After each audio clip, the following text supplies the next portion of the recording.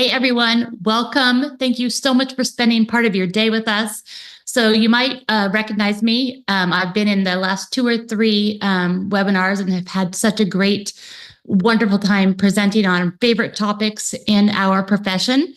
I'm founder of Jabber Gym, and I've been a speech therapist for 29 years, and now I'm a very proud member of the Point Quest group. I have known Polly and Sherry and Kelly for years and learned a plethora of information about sensory integration, behavior, executive functioning, all the things that our wonderful OTs do at Point Quest. And I am thrilled that you are here to learn from them and to interact with them. And also, if you want to see some of our past recorded webinars, go to Point Quest Group, our YouTube channel, and look up webinars. So I'll pass it on to everyone now. And also big thanks to Ricardo for, he's our big organizer. So, okay, go ahead. Have fun, guys. Thank you for that lovely introduction, Dana and Ricardo. We're really excited to be here and share some of this knowledge. I'm Polly Klaseski, as was mentioned before. I'm an OT with Jabber Gym, and I'll let Sherry and Kelly introduce themselves. Hi, I'm Sherry Smith. I'm also an occupational therapist with the Point Quest Jabber Gym group, and I'm excited to be doing this presentation. I'm going to pass it on to Kelly. Hi, everybody. I'm Kelly Yerby. I'm too an occupational therapist with Jabber Gym and Point Quest, and we're looking forward to sharing with you all today. We'll go ahead and get started. Okay, so I will go over our learning objectives. So one of the most frequent questions we get as OTs and just as practitioners in the field, not just OTs, but the people we work with, is trying to decipher between a child's behavior and whether it's sensory in nature or more behavioral in nature. So we're going to try to answer some of those questions today or help you, give you some tools to figure that out when you guys are out in the field. So we're going to review the sensory processing systems briefly. We're going to review or talk about the role of reflexes and the relation to sensory processing. We'll review behavior functions, how to interpret behavioral reactions versus sensory-based responses, and some strategies for supporting those sensory needs, and end with some case studies and real examples that we've encountered in the field. So first, we just wanted to talk about overall sensory processing systems, and the sensory processing is the way our brain takes in and organizes information from our surroundings. It relies on the 8 main sensory senses, so we will be going over them in more detail: auditory, tactile, visual, gustatory, olfactory, interoception, as well as vestibular and proprioception.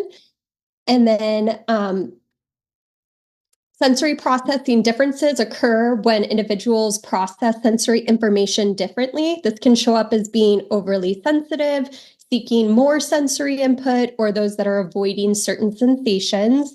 And these differences can affect a person's ability to engage in their daily occupations.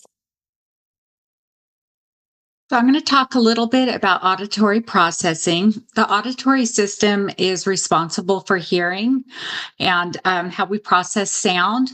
So a person who has some difficulty with modulating auditory input, they may avoid auditory stimuli, or they may make the noise drown out by making other sounds. You may see these kiddos covering their ears or retreating from a noisy environment.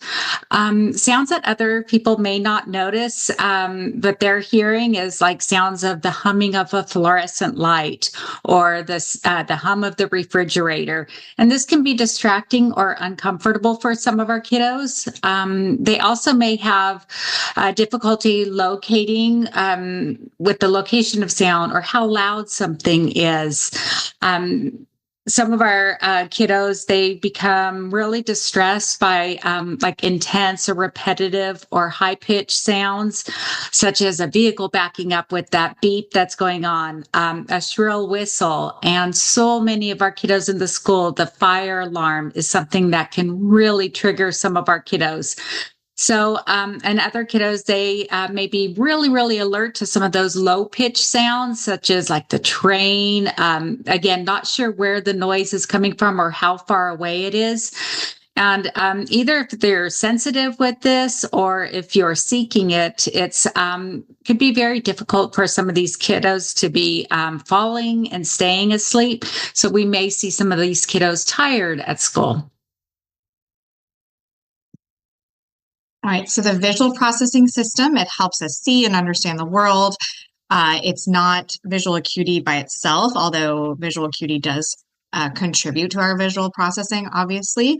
But it's more about how our brain interprets visual information. It's located in the occipital lobe of the brain. So visual processing difficulties can include over and under reactivity to visual stimulation.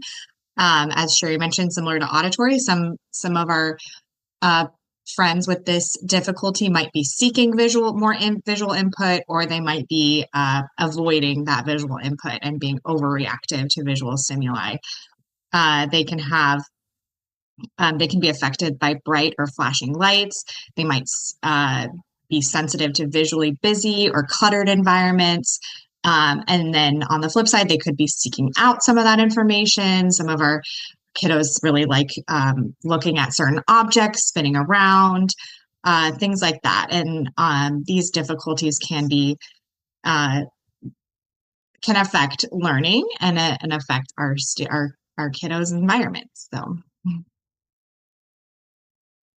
Next, we're going to be talking about tactile processing. So tactile system is how we process touch.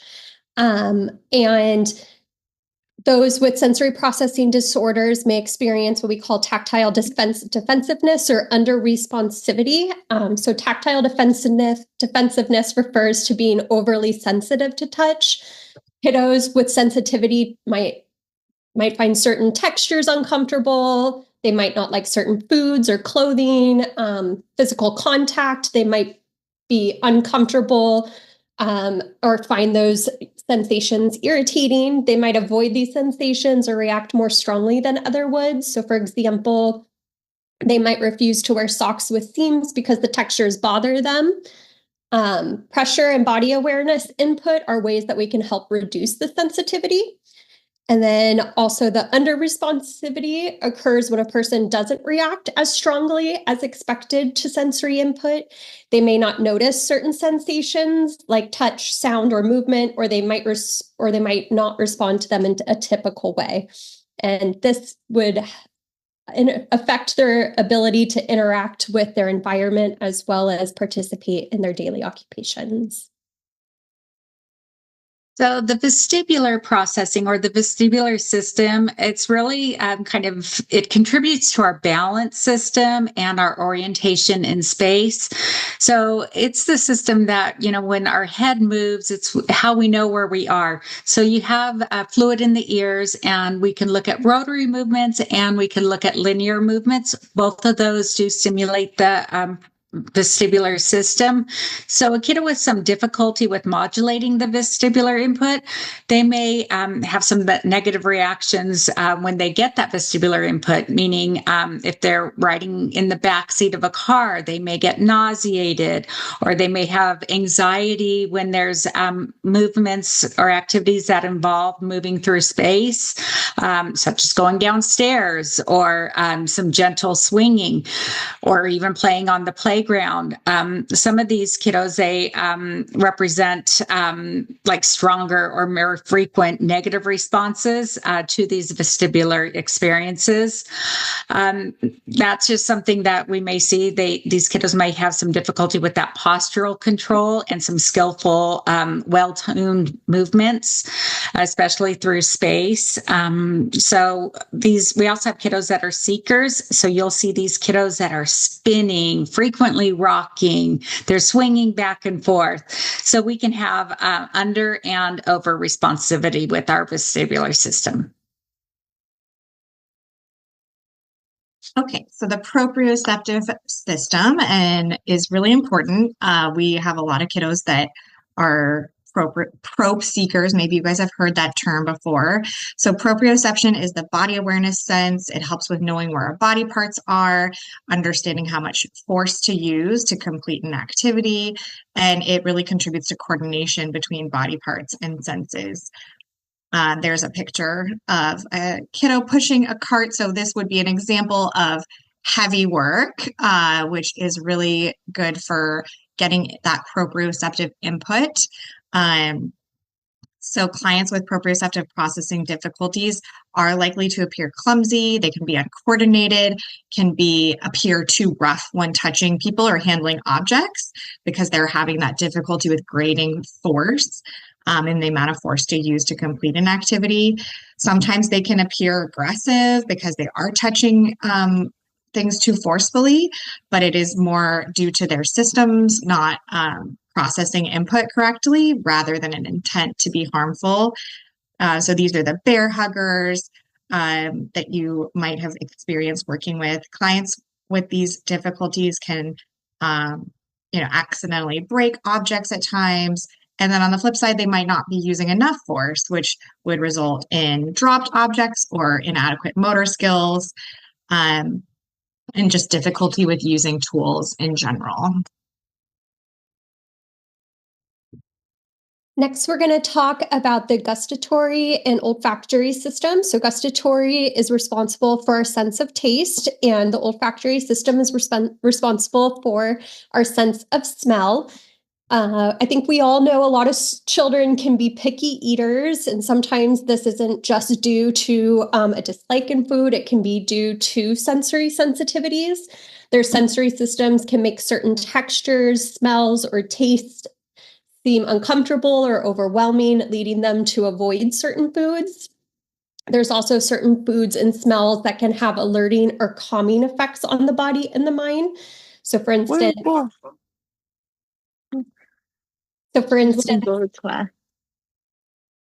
crunchy foods can have alerting effects on the body because of their textures. The action of just chewing can increase sensory awareness and stimulate the brain, helping to improve overall focus and energy. Examples of crunchy foods that might be alerting include carrots, apples, popcorn, or chips. On the other hand, certain softer or creamier foods tend to be more calming. These foods can promote relaxation and offer a sense of comfort, which can help soothe the nervous system. So some examples of foods that might provide a more calming effect would be yogurt, mashed potatoes, soft fruits like bananas. And then same with our olfactory systems. There are certain senses that can help stimulate the brain. They'll increase the overall alertness as well as boost energy. So some examples include different citrus fruits like lemon, orange, or grapefruit, as well as peppermint, eucalyptus, and coffee are all alerting scents. And then on the other hand, there's some smells that have more of that smoothing, calming effect to promote relaxation. That includes lavender, chamomile, vanilla, or sandalwood.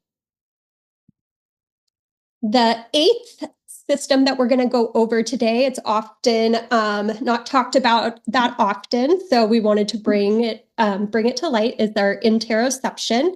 So the interoceptive system is often overlooked, but important part of our sensory processing. This is what helps us know what's going on inside our bodies. So it's how we get the feeling of hunger, it's how we get the feeling of thirst, or just being able to know when to use the bathroom. Interoception works with other senses, such as vestibular, which is our balance, or proprioception, which is that body awareness to help us understand our overall body's state. When interoception is well regulated, it helps us to respond normally to sensations like hunger or thirst.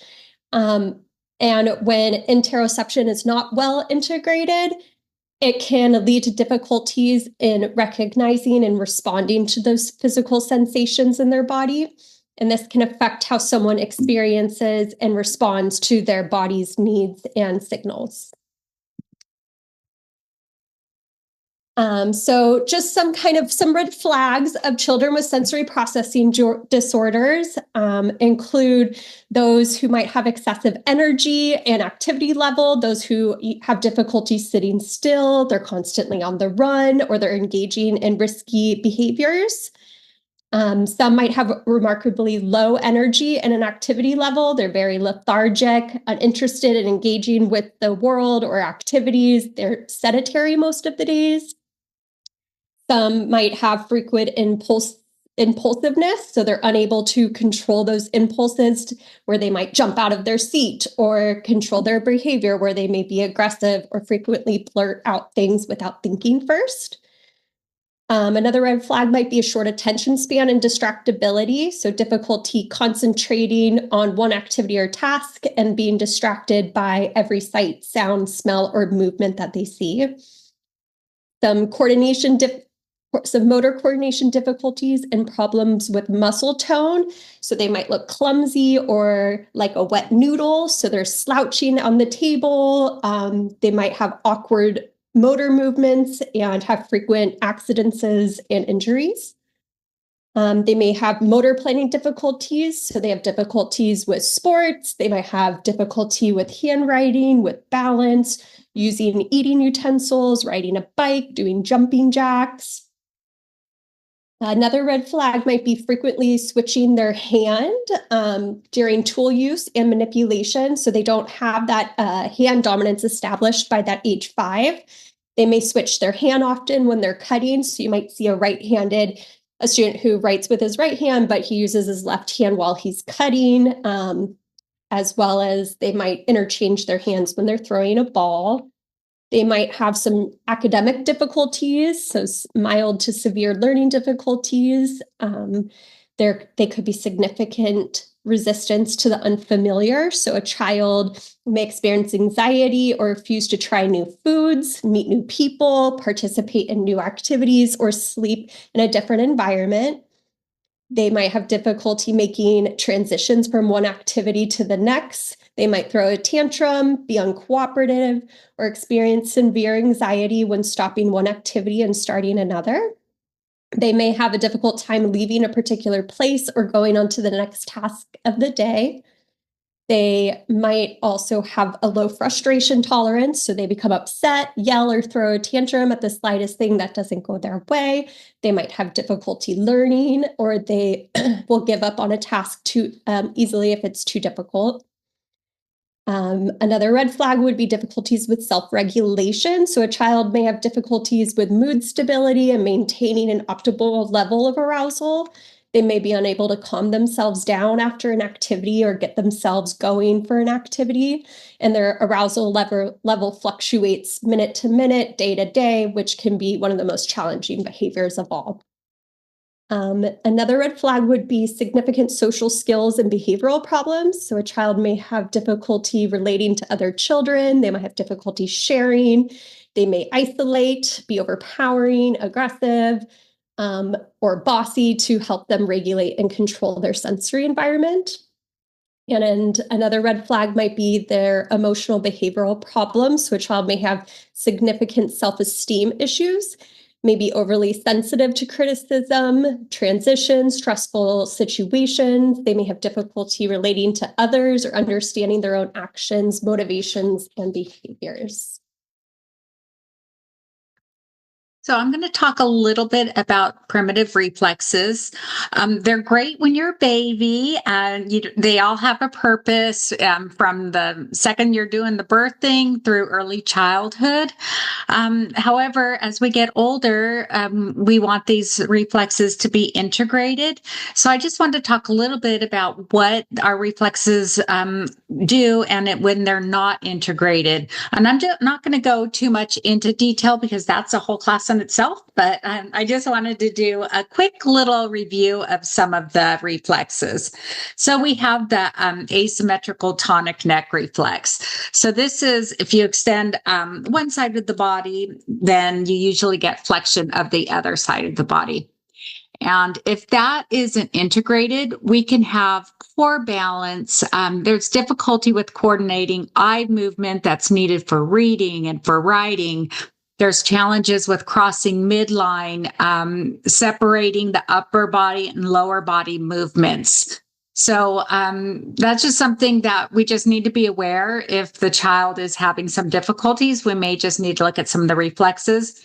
Another one is the symmetrical tonic reflex. So this is if you flex the head, the legs extend, and if you extend the head, the opposite occurs, and the arms extend and the legs flex. These are all really good when you're preparing a kiddo for crawling and they need those movements. But if you're still influenced by those movements as you're older, you can have some difficulty with clumsiness, poor balance, again, difficulty with some of those midline activities. And you may see this child with poor sitting positions, or they may be doing some W sitting. And then another reflex that we look at is the moral reflex. So this is also considered that startle reflex in response to unexpected stimulus or threat.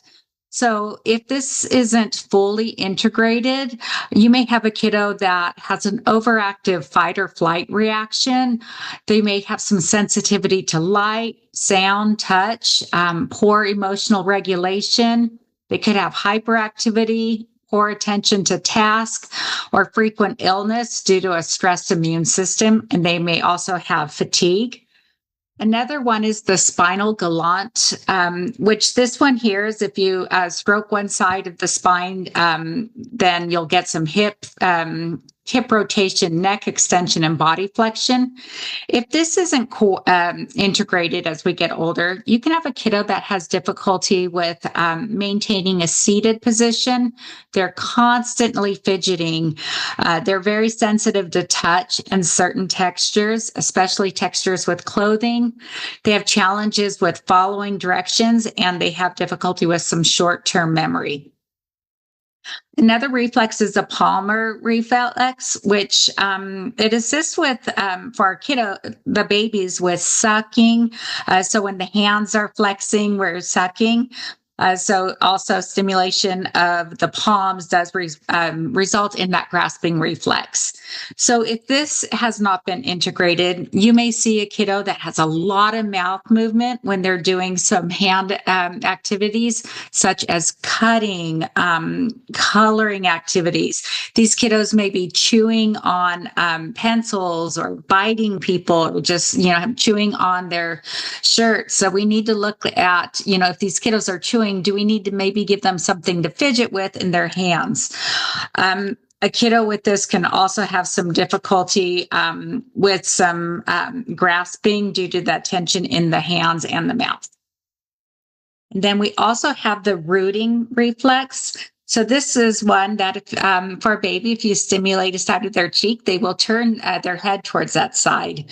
So if this hasn't been fully integrated, you may have a kiddo with some sensitivity to the mouth. And so these kiddos may have challenges with food textures. They may be considered a messy eater, and they may also have some poor speech articulation. We also have the tonic labyrinth. This one here, it is when the head is flexed, the arms and legs curl out. And then if the head is extended, the arms and legs extend. So if you have not integrated on that, you may have difficulty coordinating body movements and eye movements. This kiddo may have some motion sickness, poor balance and posture, and poor timing and sequencing, or like a motor planning difficulty. And then you have the Landau one, which is one of our earlier ones. So this is a kiddo that you would test. It's the one on the left. If you hold them in a horizontal position, they kind of go into that Superman position. So they're fully extended there. So if you have a kiddo where this hasn't been integrated, they may have a lot of motor activity difficulties. They may have high muscle tone, difficulty with learning.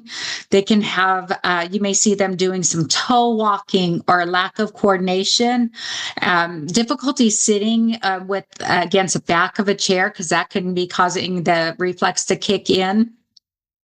And if a child had the absence of this reflex during infant years, you may see a kiddo with hypotonia or low tone. All right, so just quickly, we're going to go over the overstimulated behavior versus understimulated behavior. So overstimulation occurs when there's too much sensory input, overwhelming the brain and leading to feelings of stress, frustration, or difficulty focusing. Triggers can include lights, sounds, busy environments, and the best approach would be to remove sensory input. We also have the stimulated behavior. So understimulation happens when there isn't enough sensory input, causing feelings of boredom, disengagement, or low energy. So we really want to find the right balance, which is crucial for maintaining that focus, the emotional stability, as well as their overall mental wellness. Okay, so now that we've given you a lot of background information on sensory, which you guys should take other courses as well, because that is not enough.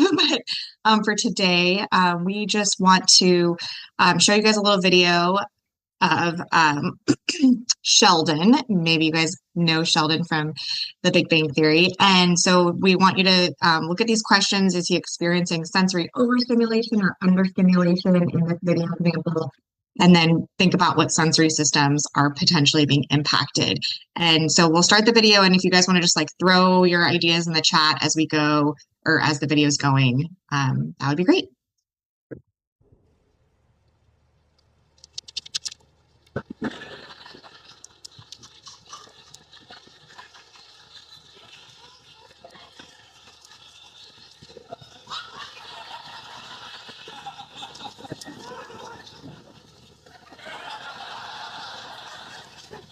What are you doing? I'm trying to raise the temperature in here before my nipples tear through my shirt. Why don't you just turn up the thermostat? Aha, good question. It turns out that the thermostat for my new office isn't in my new office. No, it's next door in Professor Davenport's office, who is currently enjoying the hot flashes associated with menopause. Why is there a hole here? Why is there a hole in my new office? I've narrowed it down to two possibilities. There was something in the wall that someone outside the wall wanted, or the more disturbing, there was something in the wall that wanted out. Well, at least you finally got a window that opens. That's nice. Is it? Listen. What, you don't like wind chimes? No, I hate them, but it gets worse. There it is. Yeah, it's completely out of tune with the wind chimes. So? You don't get it, do you? That's a mockingbird. Mockingbirds can change their song, which means he's out of tune on purpose. He's mocking me. Oh, dear. There it is again. Do you feel it? The growing realization that you are one wacky bastard. Yeah. No, the vibration. We are directly underneath the geology lab, and they're running their confounded sieve shakers again. Hey, gravel monkeys! You need to shake rocks? Try jiggling your heads around. Sheldon, relax. How can I relax? My nervous system is being stretched out like the strings of a harp and plucked by holes and birds and wind and the low-hanging scrotum of the difficult-to-evict Professor Rothman. If you're not happy, why don't you just let Pripke have the office? Wait, and let him win? Do I look crazy to you? We're trying to think down here, you geode-loving feldspar jockeys. And you! The notes are C, D, E, G, and A. You pick one, or I'm chopping down that tree.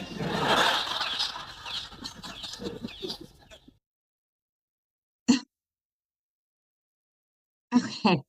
So before we play this next video, yeah, I see a lot of answers in the chat, and I think you all are right that there's definitely is overstimulated. He mentioned I think the first one that came was interoception because he was too hot. The thermostat wasn't working.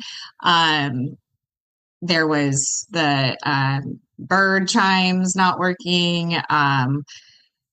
Tactile, yeah. I mean, it was a lot going on. I think that we could say maybe all of his systems were affected. And and it's hard to know exactly, you're just watching and we don't know exactly how he's feeling. But I think you guys all had some good responses. And Sherry, Kelly, do you have any other things we want to add about that video? Yes, he definitely was overstimulated, had a lot going on, and had a hard time being able to focus because of all of that overstimulation. So the next video we're going to watch is an occupational therapist just describing, before we move on to the functions of behavior, kind of what a tantrum or a behavior looks like versus that sensory meltdown. Hey everybody, so today we're going to be diving into the difference between a tantrum and a meltdown. Because if you've seen a child have a tantrum or a meltdown, they kind of look very, very similar, and sometimes it's hard to tell them apart. So in today's video, we're going to be diving into the difference between a tantrum and a meltdown and how to treat those differences if your child is having one. So let's start off with tantrums. Tantrums are typically goal-driven. That means that your child is typically behaving in a certain type of way in order to A, get something that they want, or to avoid doing something that they're being asked to do. So for example, if your child is begging you for ice cream and you tell them no, and then all of a sudden you hear the screaming, you see the kicking, the throwing, and the full blown on fit on the floor, that is a tantrum because they wanted something and you said, no, you can't have it, and that resulted in the tantrum. Now, if your child is trying to get out of doing something, let's just say it's time for them to leave the park, but they don't want to, that could also resort into a tantrum because you're asking them to do something that they don't necessarily want to do, and so the tantrum kicks in. And the reason why they're having this tantrum is because in their little bodies and in their little minds, they have programmed themselves to believe, hey, if I exhibit I'm going to put my foot down, and if I yell and I kick and I throw, eventually mom or dad is going to give in. So basically you have to remember that tantrums are all about control and communication. When a child throws a tantrum, they are basically testing their boundaries and expressing their frustration. But here's the key. During a tantrum, a child still has some level of awareness. Usually when a child throws a tantrum, they are keeping their eye on you to make sure that you are watching them, because they typically want some type of response or reaction out of you. And so typically the tantrum will stop if you give in to what they want, which I don't recommend, and we'll get into that in just a few. But if you give in to what they want, typically the tantrum is going to stop. Or if they realize they're not going to get their way, no matter how much they yell and kick and scream, then the tantrum will typically stop. Now let's flip the script and talk about a meltdown. Now a meltdown is not goal-oriented, unlike the tantrum. When a child is having a meltdown, they're not necessarily trying to control you or manipulate you to get something that they want. Typically, a meltdown is caused by them having some type of emotional or sensory overload. So think of a meltdown as a situation in which the child's brain just cannot process any more information. So a child may be overwhelmed because there may be too many lights on, or too much noises, or too loud of a noise, or the crowd is too much, or there's too many people around them, or they're just feeling anxious or overwhelmed in a public setting. So a meltdown is a result of typically those big emotions because the child just cannot control their environment, and the way that their brain is processing information, it does not align with the environment around them, and it's often way, way too much for them. So just as a recap, let me give you 3 brief ways to remember the Sorry, we're going to move on to the functions of behavior. So behavior typically serves 4 functions. It could either be escape, attention, something tangible or sensory in nature. So escape is when the person engages in this behavior because they get out of something, whether it's a non-preferred task or a demand. These behaviors can be appropriate, inappropriate, or even helpful. When the behavior happens, it's in the presence of that demand, so that goal-driven response. The behavior does not happen when there is no non-preferred activity or task presented. Attention, the person engages in this behavior because it gets them good attention or bad attention. Either way, the attention can involve vocal communication, eye contact, facial expressions, body posture, and physical interaction. So they're typically looking at you for some type of response, and they're usually looking for your reaction. Tangible is when the person engages in this behavior because it gets them something that they want, so either a preferred item or activity. This can be appropriate or an inappropriate way to request things. Both serve the same function. The behavior happens when the person does not have access to something that they want and they cannot get it themselves. So this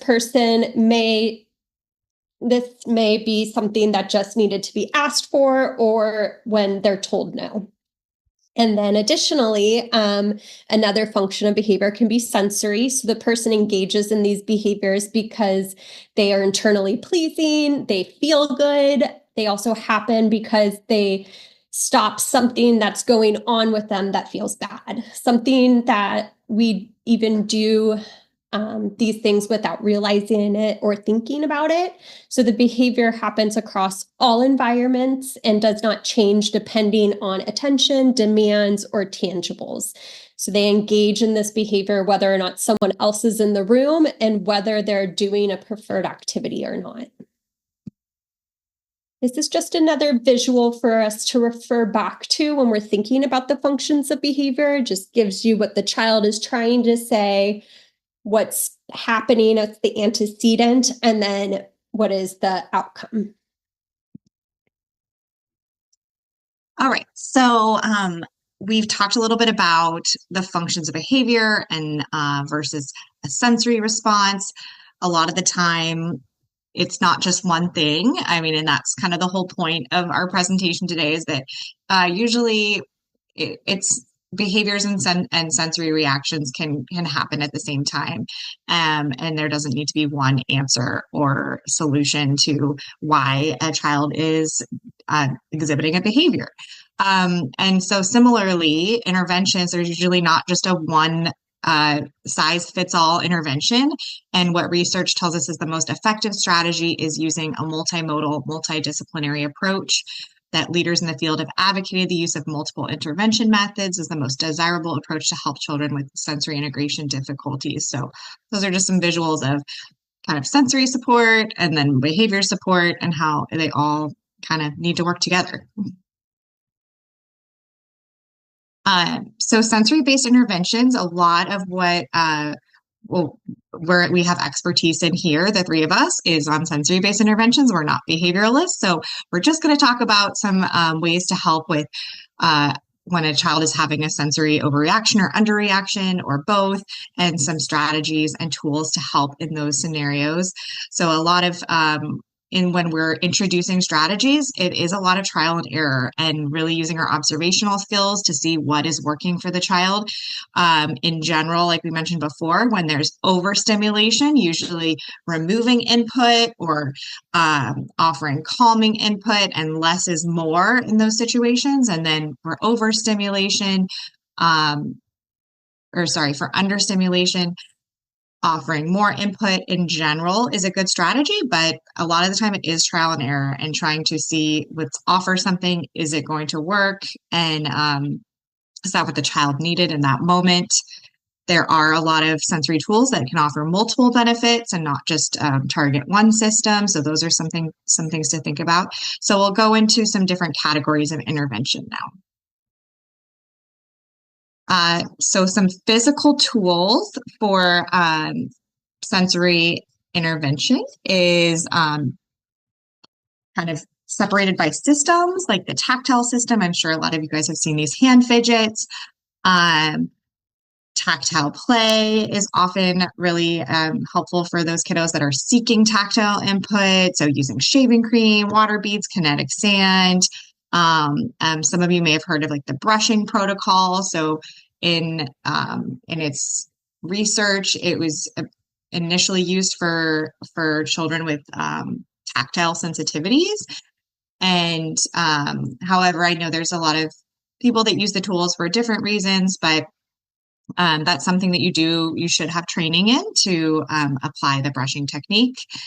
There's a lot of different hand fidgets out there, so that's just one example. For oral seeking, we have our kids that have the chewies, the chewlery, crunchy snacks, and then other snacks that require like sucking, like lollipops or popsicles can offer different input. And then for that oral defensiveness, we see some kiddos that like benefit from like vibration, like a vibrating toothbrush kind of thing. Vestibular, for our vestibular system, a lot of tools we use are for those students that seek out additional input. So those are movers that need more movement and more input. So using a therapy ball to bounce on, a band on the chair, using a swing. In general, linear motion back and forth is more regulating than rotary, like spinning, and scooter boards. And then a trampoline is really good for both proprioceptive and vestibular input. And kind of what I mentioned before, like proprioceptive, that heavy work.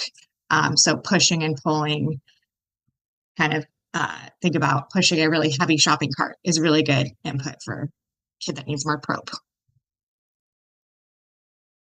So we also want to talk a little bit about some accommodations that we can do or environmental things that we can do for the kiddos. So for a kiddo that has some of the auditory sensitivity, we can be giving them some of those noise canceling headphones. We can try to have quiet zones in the classroom. Sometimes there could be like a little tent set up or a little barriers where the kiddo can go and just kind of pull them out of that sensory overload of the classroom. We can have soft background music. One thing that I like to do is always kind of prepare my kiddos if we know there's going to be a fire alarm.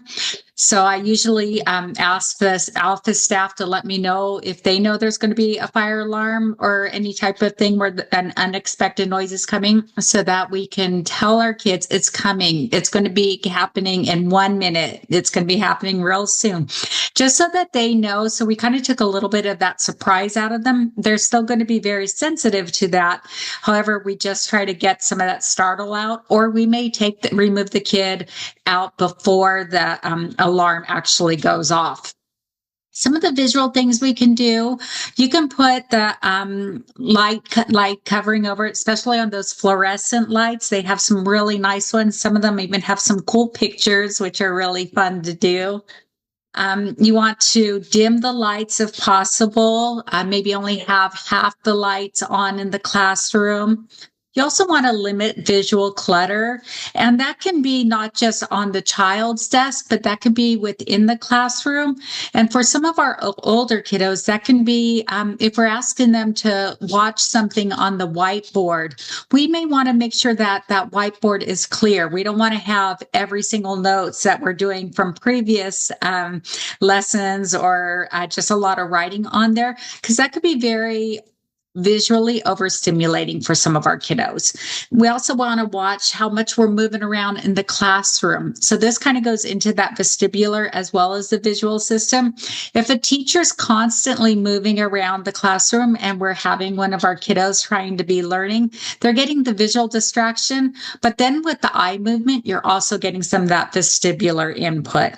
So we can really kind of be aware of what we're doing. If we're doing a whole class lesson, we may want to not move around the classroom too much. If a kiddo is needing a movement break, though, we just need to be able to have that ability and access for the kiddos if they need it. We need access to some of those weighted materials, a weighted blanket, weighted vest, even just some books that they can have on top of their legs just to give some of that input. And we need to have flexible seating options like the ball or a tea stool or a wobble seat, just something so our kiddos can have some of those different movements and accommodations. And then we also wanted to talk about different frameworks that you can use in the classroom when teaching self-sensory regulation strategies. So the first one I'm going to go over is the zones of regulation.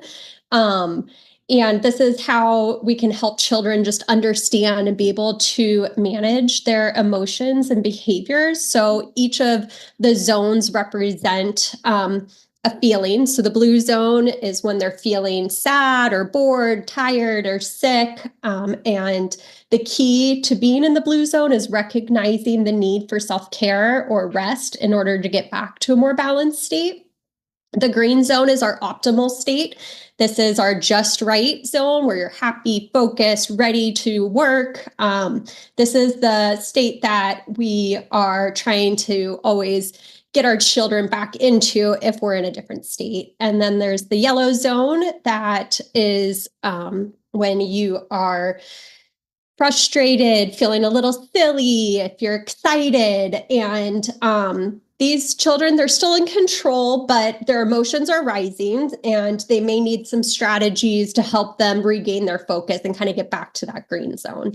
And then the red zone is when they got those intense emotions. So they might be very angry, they're overwhelmed, panicking, and it's a high alert zone where immediate intervention or calming strategies are needed to avoid escalation. So again, we really want to get them back to that green zone. So the goal of the zones of regulation is just to teach the individuals how to recognize and understand their feelings and develop skills to move between those zones in a healthy way. Another framework that you can use is also the alert program. So they use the analogy of the engine. And they use the metaphor of the engine to describe if you're feeling too slow or too high. So if your engine is too slow, this is where you're feeling sluggish or tired or bored, and you need to increase your energy and engagement. So this program might suggest that we do some activities like movement or deep breathing. When your engine is just right, again, that's our optimal state. And this is the goal that we want to try to maintain because it's the optimal state for learning and for social interactions. And then when their engine is too high or running too fast, this is when they have a lot of high energy and intense emotions, a lot of excitement, anxiety, frustration. So we want to help them kind of bring their energy back down. So some calming strategies such as relaxation or sensory breaks might be recommended. And again, this program teaches us how to identify those emotions using that engine analogy and help provide some strategies to help them self-regulate and get back into an optimal state. Okay, I think we should skip this because I want to make sure we have time to do our case studies. But basically, research is important and we need more research on sensory intervention strategies. And that is what this slide is about. Kelly, there's a little box. I don't know who can X out of that little. No, just there's like a thing on your computer, I think. Right. There you go.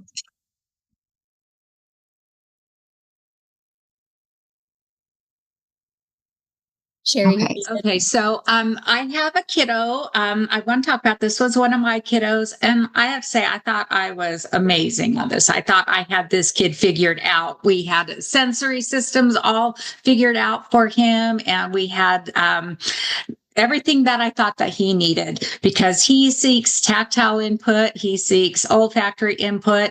So I had a sensory box filled with a whole bunch of different of those tactile things. For the olfactory, I made little self-squeeze bottles I put a cotton ball in it with a little essential oil so that he can squeeze it. And the scent was only for him. It didn't overwhelm the rest of the kids in the class. And he was really independent with using this, and he was really able to self-regulate. So here I am all patting myself on the back. Well, then one day a classroom staff reached out to me because a student was having a major meltdown in the classroom. He was hitting himself in the head, screaming, pinching others, pushing away his sensory box. Classroom staff was offering several strategies that have worked in the past. However, he was not able to self-regulate.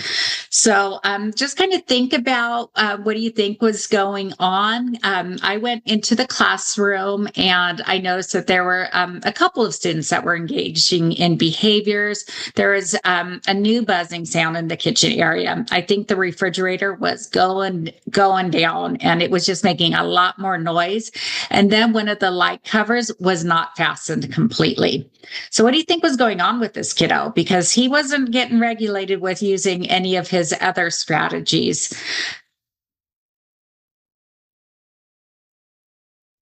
Auditory, Yeah, auditory right. light.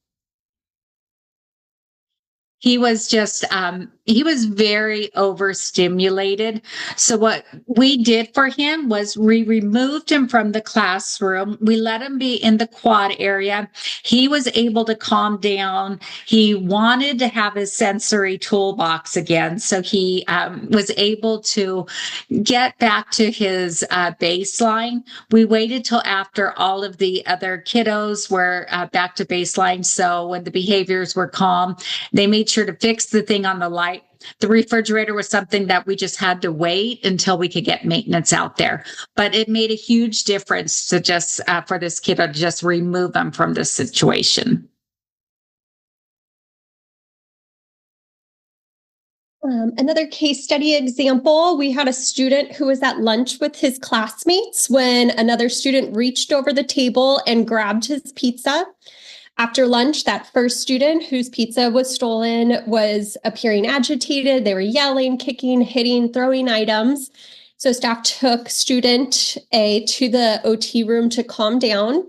The OT discussed what happened with staff, who informed them about the antecedent at lunch. OT asked staff if the student was provided with a replacement lunch, and they stated they did not know. OT provided some snack options in which the student calmly sat on a beanbag chair while eating some goldfish and popcorn.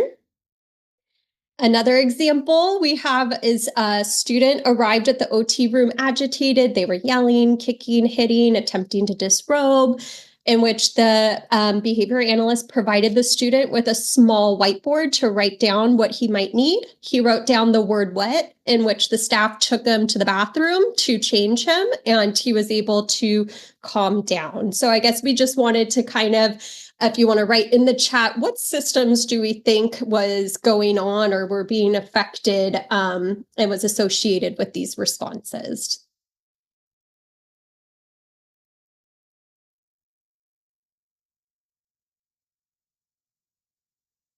Oh, I can't read the chat, but just for the sake of time, this was kind of our example for interoception. People are saying, interoception, tactile interoception. I think this is a good example of like combination, maybe of like a behavior and sensory need. I think too, it's good to just remind or just to be aware of just those basic needs, right? So eating, going to the bathroom, just making sure that they're comfortable at the basic level sometimes. And that's what's making it difficult for them to learn.